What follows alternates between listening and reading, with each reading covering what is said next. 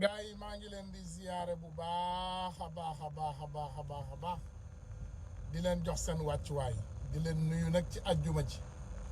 di leen ne jumaa mubaarak ñi ñu jiitu ñu ngi leen di ñaanal yàlla yàlla jéggal leen seeni ay bàkkaar te xaare leen ajjana ñi nga xam ne ñu ngi fi aussi te wéruñu ñu ngi ñaan yàlla mu fëggal leen seeni ay nopp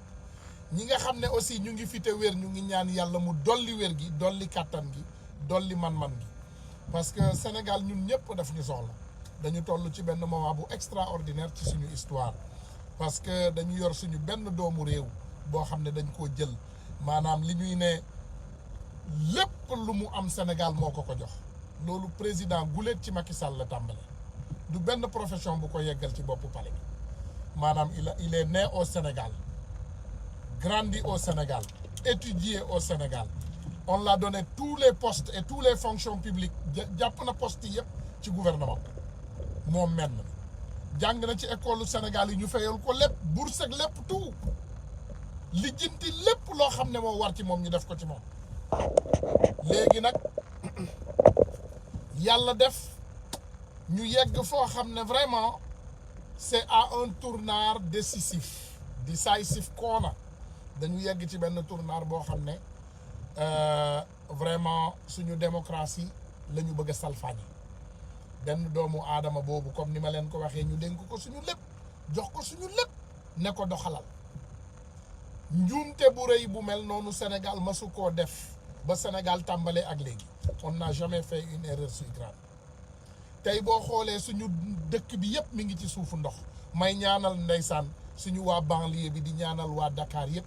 yal na yàlla saafara même bu donte ñi nga xam ne ñoom ndeysaan jëloon nañu 2000 francs jël t-shirt il n'était pas conscient que situation bi ñu doon wax li président Ousmane Sonko doon wax démb moo ñëw nii tey mu ne réew tappale ak saay-saay du ko yor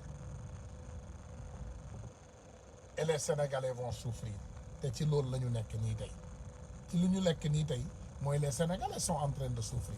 on est en train de souffrir les conséquences de nos décisions ay décisions la ñuy jëlal suñu bopp nag ndax Macky quoi qu'on puisse dire il est élu président techniquement maanaam dafa sàcc mais mooy technicalité bi ñuy wax toujours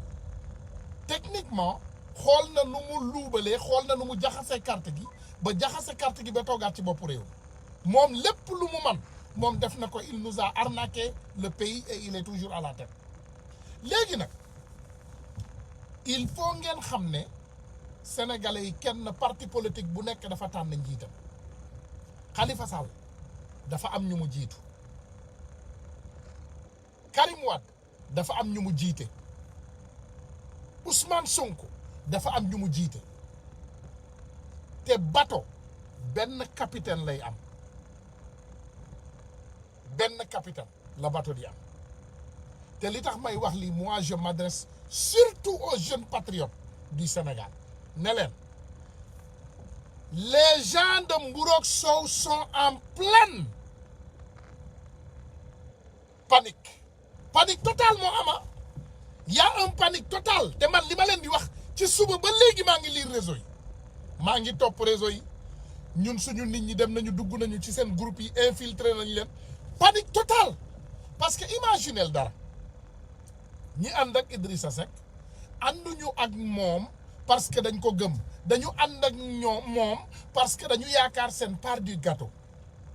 tey ñoom bu ñu toogee ba xalaat ne Idi mii de ànd bii bu sottee Idi dootul mënati jiite Sénégal ba àdduna tukki c'est fini pour lui donc ñoom ñooy jël photo Khalifa Sall yooyu ngeen di gis di ko def ay profil def ay photo Karim Wade ay profil di génn naan waaw Khalifa bu àndee ak nangam man damay tàggatoog moom wala non Karim du ànd ak nangam wala ñu ñëw indi ay saaga ñu ne gone Sonko yaa ngi saaga Karim sàcc la wala diw fenkat la je vais vous dire une chose on ne peut pas vouloir une chose et son contraire munu leen taamu Ousmane Sonko parce que da ngeen ko wóolu ay décision ngeen di paraxe di yàkkamti di ko tontul déedéet on n'a qu'à laisser Ousmane Sonko parler pour lui-même parce que Ousmane Sonko xam nañu ñun ñëpp il connaît les caractères de Issa Diène il connaît les caractères de Ousmane Tounkara xam na caractère Khadija Mahécor xam na keneen ñëpp xam na leen te xam na ne nit ñi dajaloo yëpp ànd ak moom ci dëgg rek la ñuy ànd ak moom donc am na décision yoo xam ne nañ ko bàyyee moom te bu ko jëlee it nañ ko nangu parce que j'en suis sûr et certain que lu ñu yaakaar ne xam nañ ko ci politique Ousmane Sonko moo ñu ko gën a xam lu ñu yaakaar ne man nañ ko ci politique Ousmane Sonko ñu ko gën a man c'est un homme qui est éduqué he's a seasoned man maanaam tey bu ñu nee Ousmane Sonko bu ñu doon ne mariner nañ ko ba mu saf-saf il connaît tout ce qu'il fait je vais vous dire ça Ousmane Sonko dafa am équipe te day concerté wu ak ñoom ay nit la yoo xam ne seen xam-xam màcc na ak li nga xam ne moom mooy doxalinu Sénégal xam nañu li ñuy def donc nañ leen wóolu il ne faut pas se précipiter et saboter ce combat parce que li ñu bëgg ñoom bëgg nañu ñun ñu nekk ci réseau yi déjà il faut savoir que la seule réussite que Macky Sall a toujours réussi c'est de diviser pour mieux régner Macky Sall diviser pour mieux régner képp la mës a réussir amul leneen lu mu mës a réussir ci Sénégal il a toujours réussi à faire croire que les jeunes aux jeunes du PDS que voilà Karim Wade am na parrainage waaw mën na am moom dina jàll wala du jàll lan moo xew Karim jàllul Macky Sall l'a éliminé il a toujours fait croire aux jeunes qui croient à Khalifa Sall que Khalifa waaw mën naa am vraiment mu ñu setal ko on va le laver à grande eau et il sera candidat mu éliminer Khalifa il a essayé avec Ousmane Sonko ñu jël kaani xeeñ toxuñ ko ci bëtam bi toj ko fa et il a compris que ça ne marchera pas là-bas qu'est-ce que Macky Sall est en train de faire encore une fois il est en train de diviser les Sénégalais pour mieux régner na Sénégalais yi concerté wu ku nekk nga waxtaan ak sa njëgënaay nga laaj sa bopp question c'est Macky Sall l'arbitre du jeu et l'arbitre a déjà décidé son équipe et l'arbitre a décidé ne que équipe bu ñëw ku laal nit dinaa siffler penalty bal bu jaaree gauche dinaa ne but maanaam ce qui est décidé est que Macky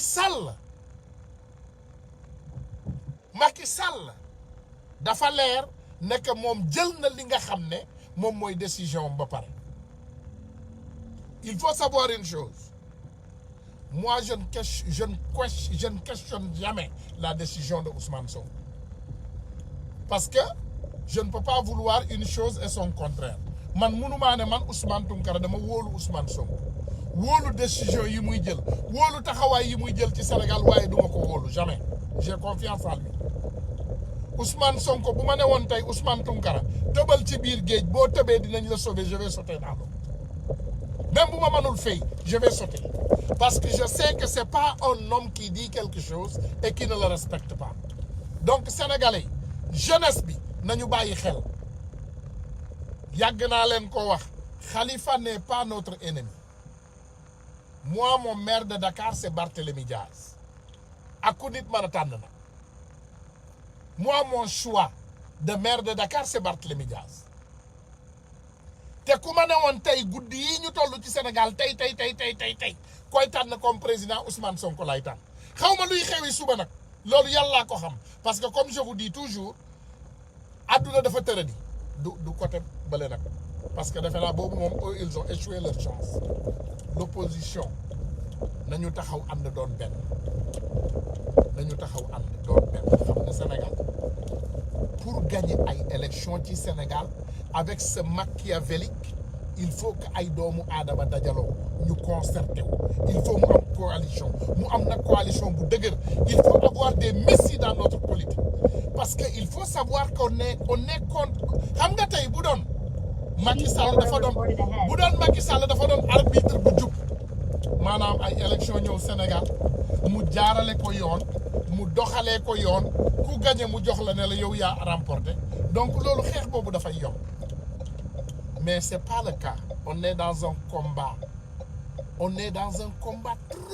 très difficile gis nga tey waa Benno Bokk Yaakaar du ñu nelaw ils ne vont pas dormir mais lan ngeen yaakaar de moo tax Macky Sall matt pouvoir bi ni te tewoo ko bàyyi lan moo tax xool leen il faut regarder boo leen xoolee fii lan ngeen di gis ñu ngi fii di saaga ils sont là voilà à insulter nitu idi yi waaye xam nga man moom sama cas du bari parce que je les bloque et je continue voilà li important mes frères mes chers amis li important wax naa leen ko dinaa leen ko waxaat nanu ànd doon benn nanu ànd doon benn say jéggal leen ma kii mooy auto kii sapeur pompier mooy romb donc je veux seulement sécuriser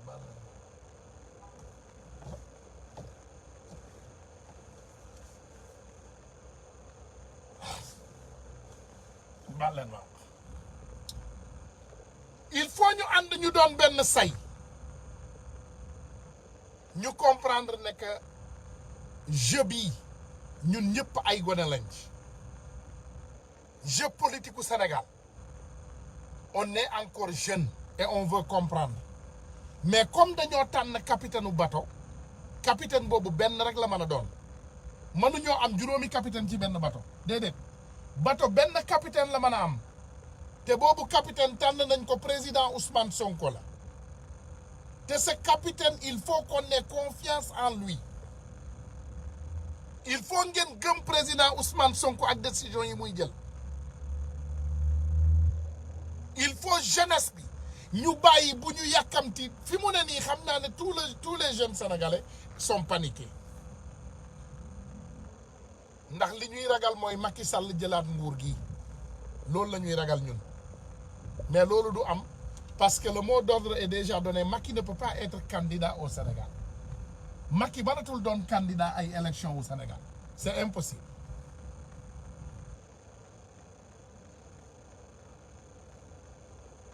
Macky mënatul nekk candidat ci ay élection au Sénégal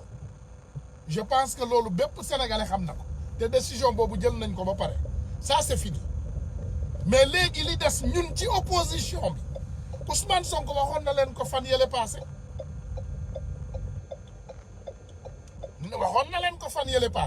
nee na ñu ngi travailler ci ay coalition yu mag yoo xam ne dañuy ànd lan moo tax waxuñu woon jour boobu déjà ñi nga xam ne ñoom ñooy nekk ci coalition boobu parce que pareegul ñoom li ñuy togg pareegul ñoom décision yi mu war a jël pareegu ci Ousmane Sonko n'a pas encore pris toutes ses décisions te bis bu amee comme niñ ko xamee woon noonu lay defaat dina ñëw wax ak ñun te bu ñëwee wax ak ñun amuñu lu dul ànd ak moom ci décision bi mu jël parce que moom du paraxe di jël ay décision et il ne prend pas des décisions pour se servir lui seul déedéet moom buy jël ay décision day xool décision bi njëriñ doomu Sénégal yëpp décision boo xam ne ñun ñëpp suñu njëriñ a ngi ci donc dañu bàyyi loolu xel sans coaliser wu ay caaxaan la ñuy doxal waaye mënuñoo gagner ay élections ci Sénégal on ne peut pas gagner d'élection au Sénégal sans coalition manul nekk amul kenn ku mën a gagner ay élections ci Sénégal lan moo tax ngeen yaakaar ne Macky Sall bi Ablaye Wade ne bëreet rek mu dajale Sénégal yëpp def ko benn coalition tuddee ko Benno Bokk Yaakaar xaw ma Benno Tas Yaakaar wala Benno Bokk Bakaar lan moo tax c'est parce que Macky Sall il est assez conscient il a été directeur de campagne il a été ministre de l'intérieur et quoi encore Macky Sall moo leen gën a xam ne ay élections mënuñu koo gagner Sénégal sans benn coalition et il nous a réveillés yee nañu wax nañu exactement wan nañu exactement yoon bi nit di jaar pour gagner élection donc ça c'est un plus atu la pour ñun léegi lu tax yéen ngeen bañ loolu ñun li ñu gëm loolu la ñu gëm bu ma Sonko ne woon tey ah Ousmane de man de gëm naa ne Bassirou Diomaye Faye il est un meilleur candidat que moi te boo leen àndee ak moom doo leen jum wallahi billahi tallahi dinaa ànd ak moom parce que dinaa xam ne du ma jum parce que gëm naa ki nga xam ne moom laa tànn man gëm naa ko bateau benn capitaine lay am mënuloo dugg ci ab bateau te wóoluwoo sa capitaine kon xanaa yow da ngay dem ba ci diggu géej gi rek mu sooxal parce que y a des capitaines tordus xam leen loolu am na ay capitaine yu jubadi ay capitaine yoo xam ne ñoom bokk nañu ci mafia yoo xam ne ñoom ñoo tax bateau yi noox am na ay capitaine yu mel noonu mais Ousmane Sonko n'est pas de ce genre. Encore la jeunesse sénégalaise delloo si waat leen seen xel ñun benn capitaine la ñu am bàyyi leen capitaine bi mu jël ay décision équipe de football est-ce que benn nit moo ko constitué équipe football du benn nit moo ci nekk équipe football ay nit ñu bari ñoo ciy nekk équipe la 11 joueurs lay am ay remplaçants bu ma juumul 4 donc il y a 15 joueurs dans l'équipe te bu ñu tànnee vraiment les 11 joueurs yu baax toujours même ci remplaçants yi da ngay gis ñoo xam ne dañuy xaw a mer te loolu ngeen gis nii dans l'opposition am na ci ñoo xam ne seen xol seddul mais loolu du dara c'est parce qu'ils se pensent des partants et ils sont des remplaçants donc loolu du problème ñun li ñu intéressé le Sénégal c'est notre Sénégal à nous ñun ñëpp ñoo ko bokk benn doomu aadama rek moomu ko te benn doomu aadama rek mënul jël ay décision au Sénégal yëpp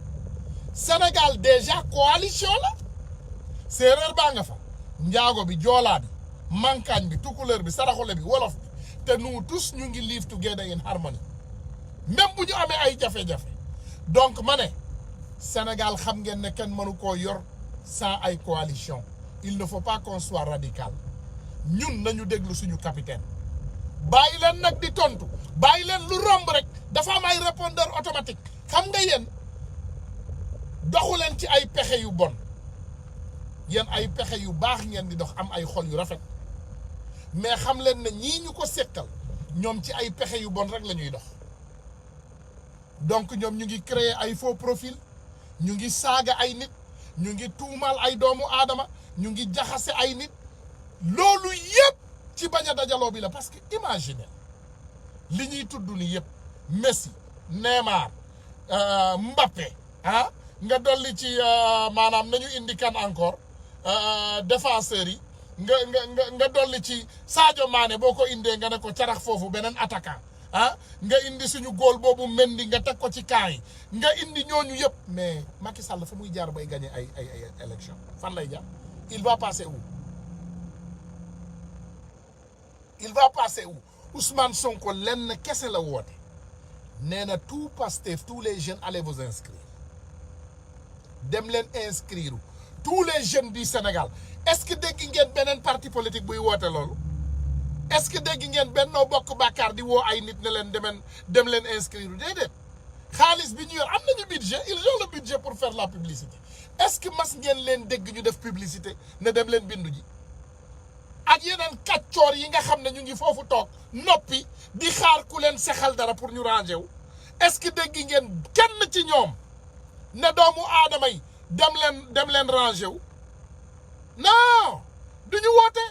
parce que ñoom gëmuñu Sénégal Macky mi ngi ci li mu nekk ñun li ñu gëm Sénégal la il faut savoir que man maa gën a nekk anti système Ousmane Sonko croyez-moi si je vous le dis man maa gën a nekk anti système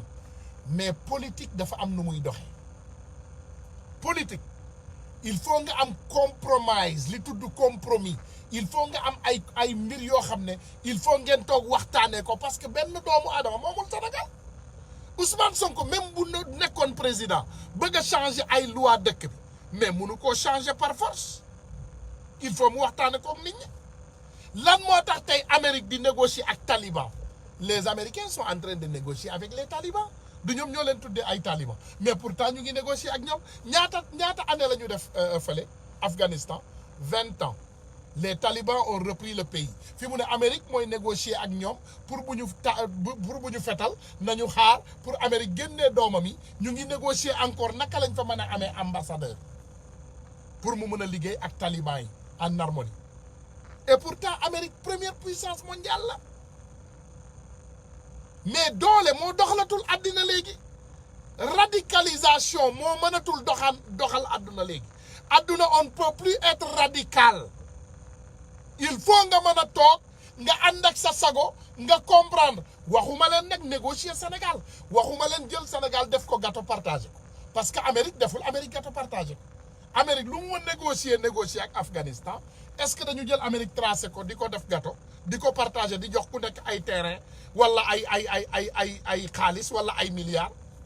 ces voleurs là ils ont volé nos milliards tellement que ñoom sàcc nañu ba sàcc lu ñu war a sàcc xam nga kuy sàcc dem ba fekk gumb bi toog ci mbedd mi nga këpp yelwaanam yóbbu xam nga sàcc bu gën a grave loolu amul ci àdduna bi kuy sàcc ba fekk jigéen buy matu xaalis bi mu taf ci kalpeem pour jëndee ko meew dundal liir bi nga sàcc ko c'est ça nos politiciens aujourd'hui au Sénégal dañoo sàcc ba sàcc lu ñu war a sàcc ils ont volé ba xaalis bi nga xam ne moom moo war a tere inondation yi ci seen biir kër yi sax dañ ko tojee amul benn politicien buy toog tey Sénégal sàcc xaalisu Orsec boobu plan Orsec nga toog sa biir kër di nelaw mënta nekk tu es chez toi tu dors pas xam nga lu tax tu dors pas parce que tu sais que l'avenir de ce pays doomu jàmbur yooyu yëpp nekk ci ndox seen bàkkaar yi dina la topp loolu ngeen war a xam il faut savoir que Sénégal bi ñu nekk nii tey c'est un Sénégal pour tout le monde du benn doomu adama ko moom déedéet mais dañ ko sekk ak ay nit yoo xam ne ragaluñu yàlla gëmuñu dara wallahi al azim ñu ngi toog tey duñu nelaw ils ne vont pas dormir parce que imaginez tey Dakar yëpp mi ngi ci suufu ndox ñaata nit ñoo séddale xaalis bi une équipe de 5 à 10 personnes ñoom ñoo jël xaalis boobu xaalisu plan Orsec bi ñu daggate ko séddoo ko ñoom dañuy sàcc ba lu ñu tegate ci kaw table bi ñu sàcc ko ils sont devenus des voleurs chroniqués xam nga sàcc mais sàcc bu chroniqué lañu soppeeku des voleurs chroniqués ngeen defe ne réew moomu mën naa dox bu ñu toogee ne lépp dañuy toog rek bàyyeekook benn nit ngeen defe ne yéen Macky Sall dina toog doxal Sénégal ay élection yu normal ne wala président Ousmane Sonko moo gagné na yóbbu yéen gëm ngeen lool yéen gëm ngeen Macky Sall mii toog ci bopp réew mii tey muy gérer ay élection ne président Ousmane Sonko moo gagné vraiment nañ ko jox mu yóbbu vraiment moom moo gagné nañu teg mbir mi ci yoon c'est lui qui a gagné les élections na dem déedéet ça ne va jamais se passer ngeen defe ne Macky Sall dina ne Karim Wade gagné ay élection xaar leen ñu jox ko mu dem wala Macky Sall ñëw ne ah non Khalifa Sall a vraiment gagné on va lui donner xam nga lan moo tax coalition bi am solo ils vont se battre ensemble pour exiger la candidature de Khalifa Ababacar Sall, pour exiger la candidature de Karim Meïssa Wade et d'autres. Ba pare, arrêtez Macky Sall pour qu'il ne soit pas candidat. Parce que le vrai combat, c'est que Macky Sall ne doit pas être candidat en 2024. Loolu mooy le vrai combat. Parce que su nekkee candidat day sàcc mbir mi. Si Macky Sall devient candidat en 2024, il va voler les élections dès le début. Parce que bi ñu koy dox ba pare moom ak Mbaye fàttewuñ la de Mbaye on t'a pas oublié. Babacar Sadikh Bèye fàttewuñu la chaque jour dinañu fàttali sénégalais yi yow liñ la xamee nit ku am kersa nit ku am jom nit ku am fulla nit ku am fayda vraiment nga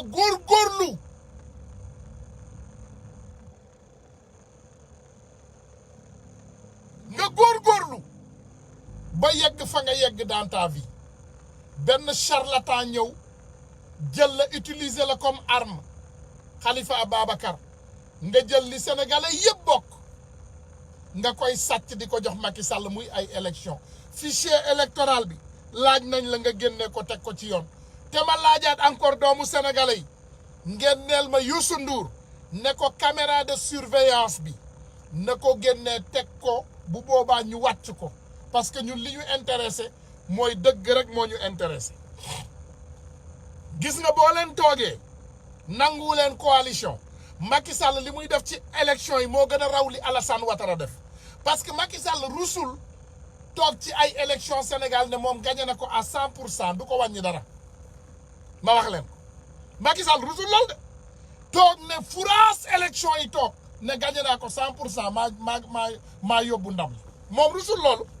xam nga au moins moins bu dee sàcc bu intelligent sax dina ne ma sàcc 1% 2% déedéet il va voler tous les 100%. Après vous aurez des problèmes yan xam ngeen ne élection yii passé ak ni doomu aadama yi voté xam ngeen xel ne bu dee premier am na ci dëkk bi mburoog sow nekkul woon deuxième yéen xam ngeen lool waaye tey boo leen gisee ñu def mburoog sow deuxième parce que xamoon nañu ne ñi mburoog sow àndal ñooñu du ñu génn xeex mais xool leen gone idi yi est-ce que gis ngeen leen ci benn xeex du ñu xeex c'est des traîtres comme seen baay 6 mooy 9 ñi ànd ak idi comme idi la ñu mel ñooñu gëmuñu Sénégal ñooñu fu kot la ñuy génn xeexal du ñu mës a xeexal Sénégal seeni poche la ñuy xeexal seeni intérêt personnel génn saaga nit ñi ndey ku wax ñu xas la mais xam ngeen lu gën a flagrant laa gis dinaa leen ko won bugguma leen ko woon mais dinaa leen ko won léegi wax leen ma set Nafissatou Lo ngeen wax ma exactement kii ci ban parti politique la bokk xool leen orange même image bi boo leen ko xoolee image bi dafa orange mooy li ñuy wax un crime n'est jamais parfait dafa juum mu indi image bu orange dafa juum mu bind de nee na dafa bind ne wala Khalifa Ababacar je ne kii maa man gën yu ma ko dégg tubaab mu ne je ne sais pas d'accord en coalition avec un violeur si Khalifa Ababacar coalise avec Ousmane Sonko je quitte Khalifa Ababacar Sall mais ce n'est pas un partisan de Khalifa Ababacar Sall celle-là c'est une partisane de Rewmi xam nga partisan wu Khalifa Ababacar Sall yi ay intellectuel la ñoom du ñu bind je ne sais pas d'accord déjà mais aussi du ñu utiliser orange background xoolal li kii benn nilaar la bu toog ci benn gox Thiès li ñuy ne vraiment nitu Thiès bu toog ci benn suufu lal Thiès jël bind yu ñaaw yu mel nii di ko bind c'est tout simplement purement ça te ñun dañu topp source bi ah xam ngeen Tounkara man bu ma gisee affiche yu mel nii damay topp source bi ay nitu idi la ñoom ñoo jël ay profilu Khalifa Ababacar Sall defar ay faux profil yu bari nag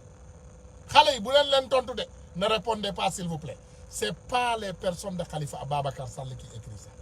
Khalifa Sall ñi mu gëm du ñu bind loolu te il ne parle pas comme ça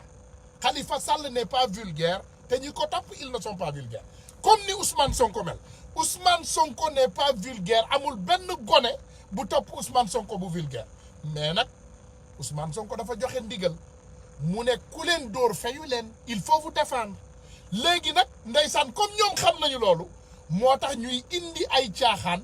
di jaxase doomu aadama yi mais Idi lan ngeen ko xamee Idi naa fekk la jaxasekat la donc ñi topp Idi lan la ñuy doon leneen tel père tel fils mais Idi ñi mu àndal ay naa fekk lañu parce que moom naa fekk la naa fekk nu mu noo leen bëggee mu ànd ak ay nit ñu baax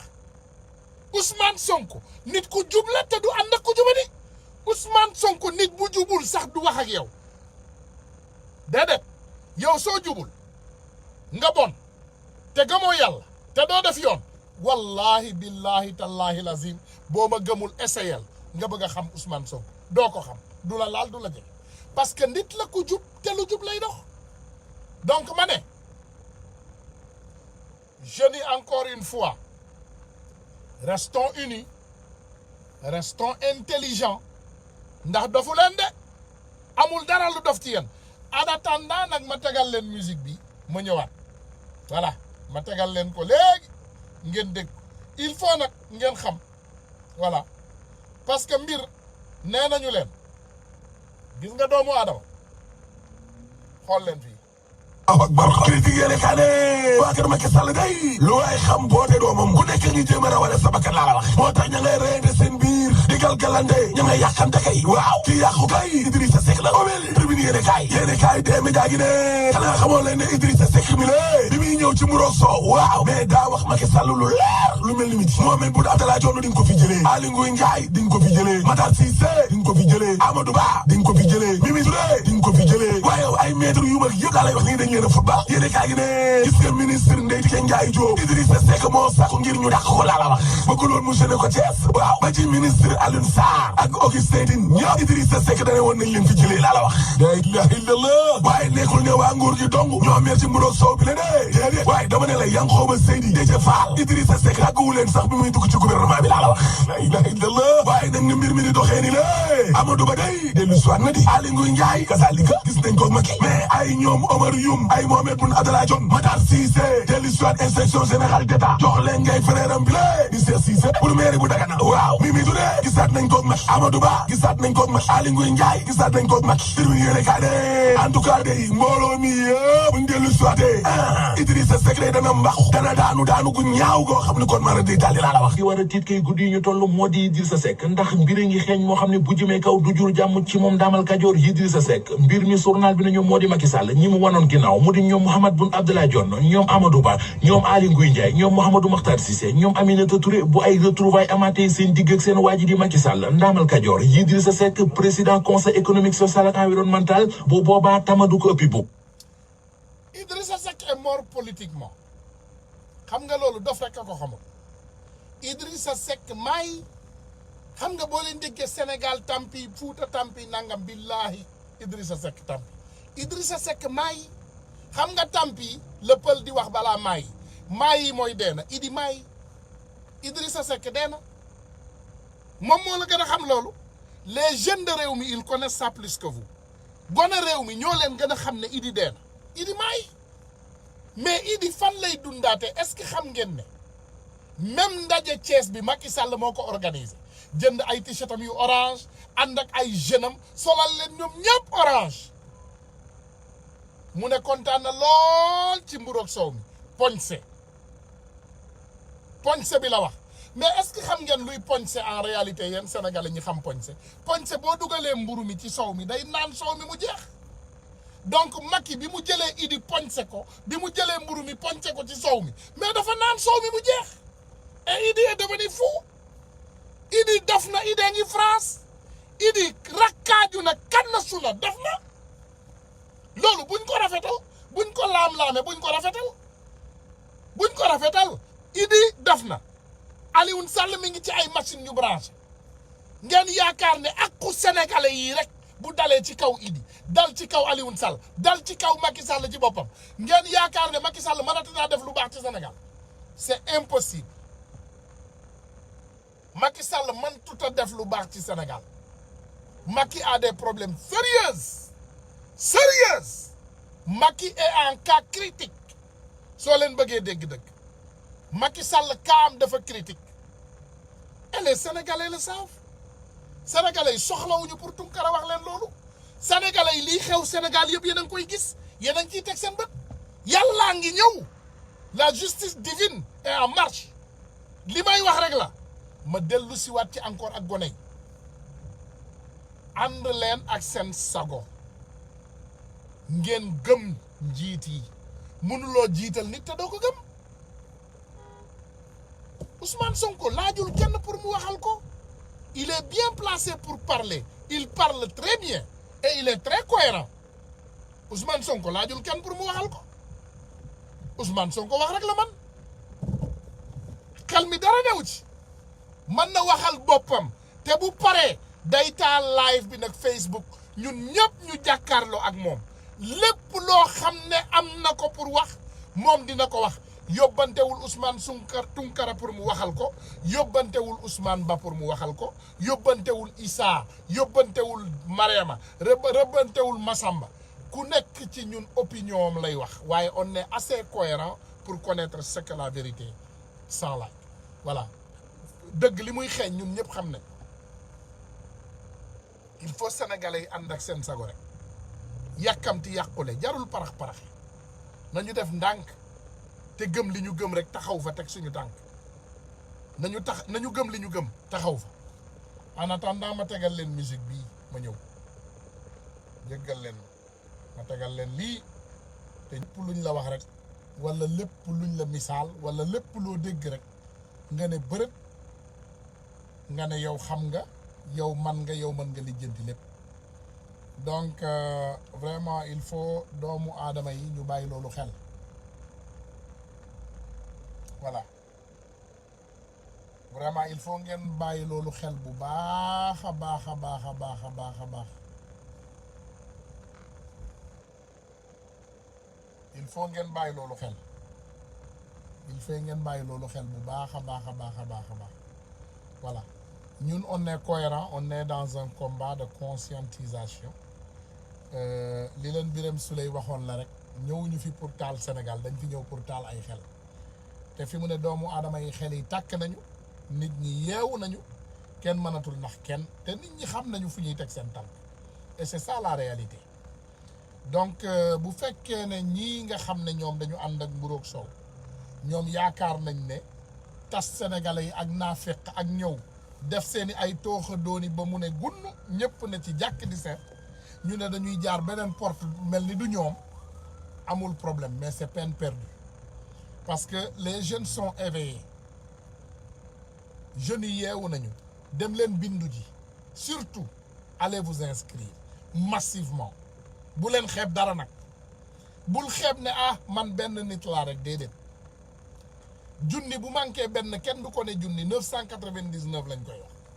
juróom-ñeenti téeméer ak juróom-ñeent fukk ak juróom-ñeent lañ koy wax, kenn du ko ne junni. bu manqué ñaar duñ ko ne junni, ba léegi day manqué ñaar. donc soxla nañu bépp doomu aadama, bépp nit soxla nañ la. on a besoin de tous les Sénégalais qu'ils s'inscrivent, muy maanaam ku lafañ ki, muy ku lagg ki, muy ku muuma bi, muy gumba bi, ñëpp lañu soxla, ñëpp a war a inscrire parce que ñëpp am metti. tey Sénégal du hôpital,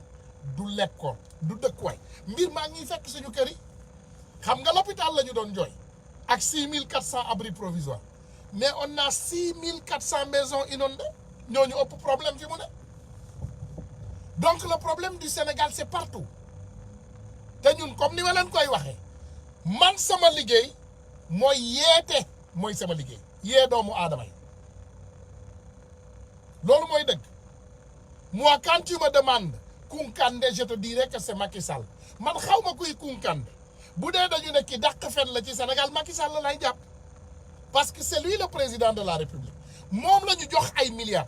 est-ce que xam ngeen li ñu luubal ci milliards ci nguuru Macky Sall nu mu toll?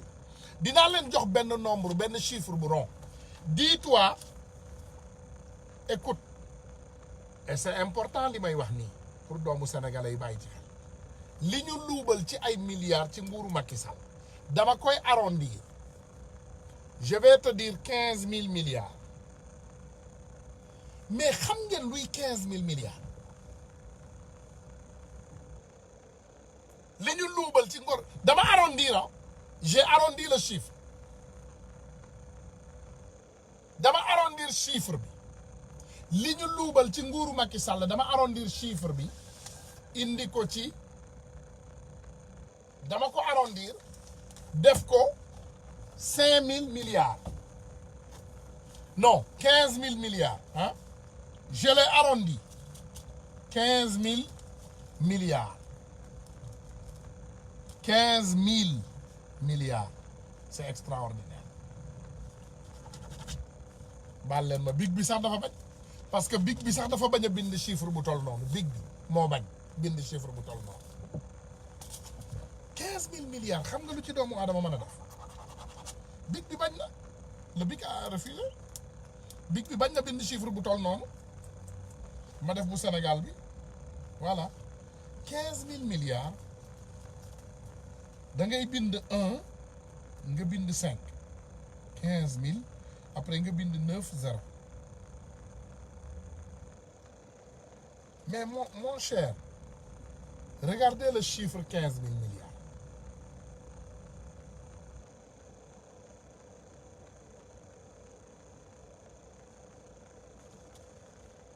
Le chiffre 15 000 milliards, les Sénégalais ne sont que 15 millions de Sénégalais. xam nga xool leen ñaata zéro moo des ci ginnaaw.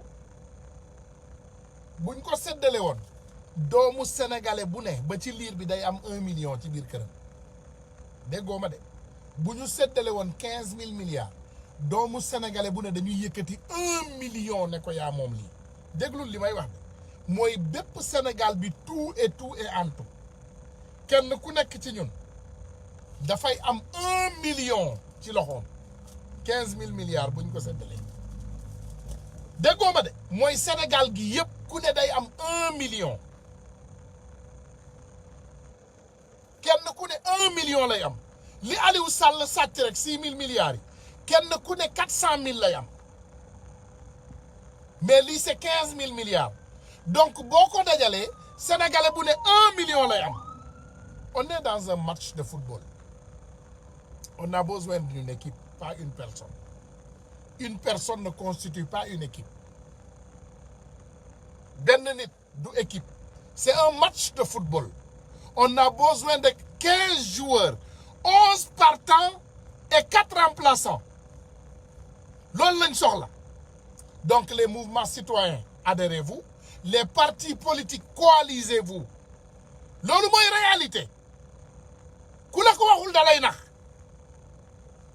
ku la waxul loolu dalay nax si Ousmane Sonko ne coalise pas, Khalifa Sall ne coalise pas, Karim Wade ne coalise pas, ils ne peuvent pas gagner des élections au Sénégal. C'est impossible. ku la ko wax nax na la dañ ñoo bëgg a divertir li xew Guinée gis nañ ko on était là on a regardé Cellou Dalein et Lassana Conté et Alpha Condé. Qu'est-ce qui s'est passé? Mais on était là, on a regardé la Côte d'Ivoire. On était là, on était présent. Yagoul, hein? Yagoul, ça ne fait pas longtemps. On parle de 1 an, 2 ans. On était là en 2012. On était en vie, deewuñu. Ma ne la keroog bi ma dajee ak ñi ànd ak Macky Sall 116e fii ci Harlem matuñu woon juróom-ñetti nit. way Macky a gagné way tànki pënd nag dawalkatu taxi ndeysaan sama xarit yi ay ndeysaan tey ñii def nañ leen lii ñii def nañ leen ay nangam léegi ñoom ñëpp ay ndaanaan lañu ay ngand lañu costume la ñuy dóor sol ay dàll yu ñu siire am ay chauffeur kenn non mais c'est extraordinaire ci réew moomu la ñu dëkk mooy ngóora yeggal xam nga man au moins je suis sérieux avec les Sénégalais. Man xam nga yéen a ma gis nii maa ngi jàppale Sénégal pënduma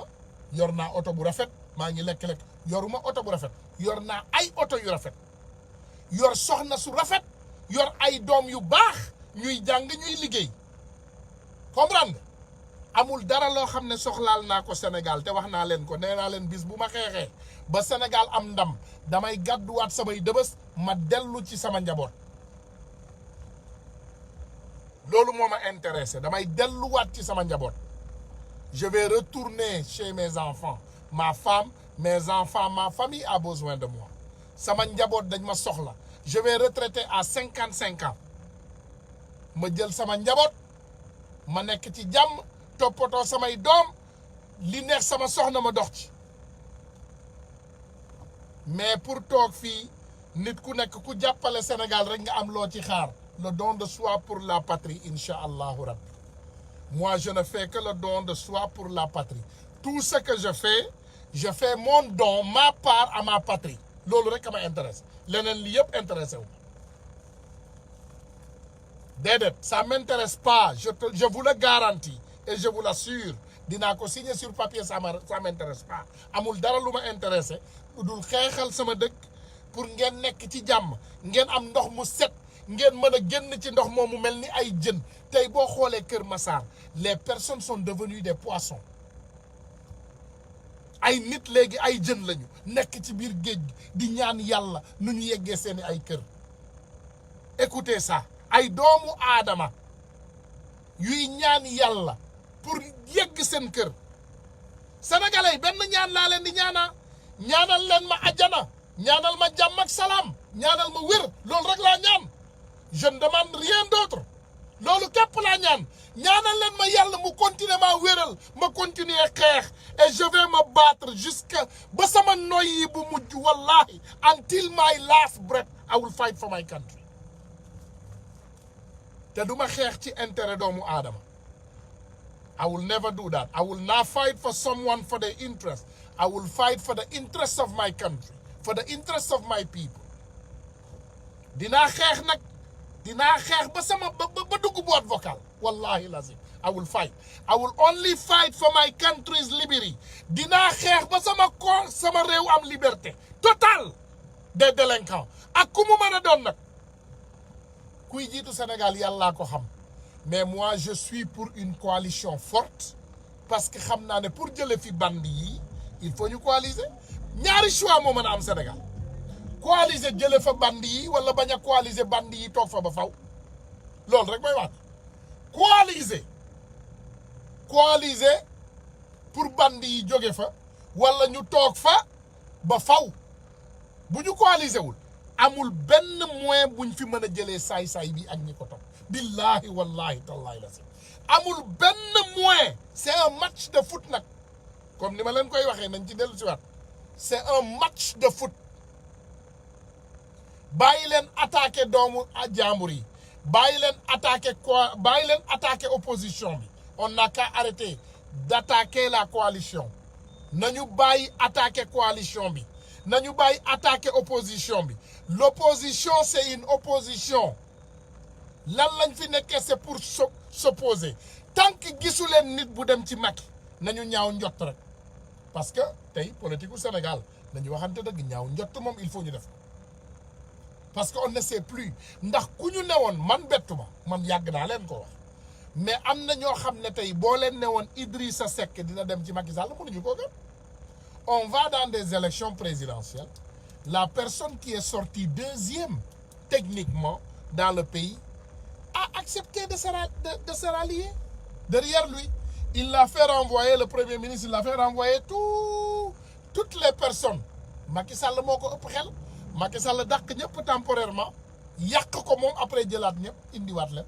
Macky Sall parewul joxe nguur gi Macky Sall négocié wul nguur gi ak Massamba nii Mademba du jox Karim réew mi comme ni ko nit ñi di waxee génn ngeen fi saaga ngeen fi Karim xas ngeen ko wax ngeen ko ñaawteef bu ne Macky Sall du jox Karim Wade réew mi génn ngeen fi wax ngeen lu ne Macky Sall du jox Idrissa Seck mii réew Macky Sall leen gën a xam ne Idi il est mentalement instable Macky Sall il est instable nga defee ne kooku dina jox réew di ko jox Idi mais Macky du jox Idi réew mi Macky dafa parewul pour joxe Sénégal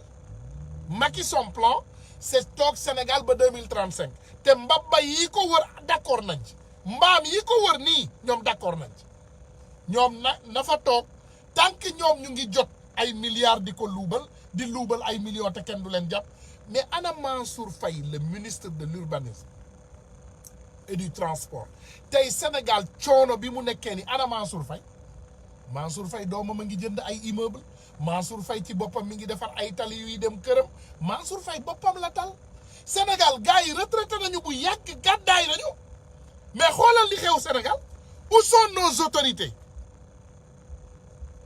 waa ji sàcc suñu orix yi moo génn démb mu ne moom day créer 10 000 emplois balaa ngay créer 10 000 emplois doo lijjanti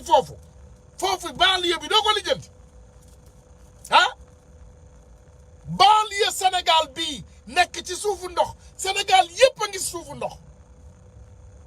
l'union fait la force man maa ngi ànd ak coalition maa ngi ne jubbaaral ci biir coalition man daal lu ñu woote loolu laa wax lu ñu waxuma ko te man seen mag laa te je sais que les patriotes c'est mes amis c'est mes frères et c'est mes neveux c'est mes enfants xam naa loolu man gëm naa loolu te xam naa ne bu ñu waxtaanee dinañu juboo c'est une équipe de football bu leen nangu daanu ci piège yi waa Mburoog Sow fan yi dinañu gànnaayu de à tout prix ils vont porter des tenues de Khalifa Sall ils vont mettre des profils de Khalifa Sall ils vont mettre des profil de Karim Wade di saaga yéen a ngi dégg nitu les jeunes de Karim les jeunes Karim yi je les connais ñu ngi ne cell parce que dañu am expérience politique kenn du leen yëngal ñu ngi ne tekk di dégg ils savent ce qui se passe les jeunes khalifistes c'est la même chose ils sont expérimentés dans la politique ñoom xam nañu lépp xam nañu li Macky Sall di togg xam nañu ne lii arrangé wul Macky Idi Macky lu muy doyatee Idi mënul remporter Macky dara Idi est mort il est fini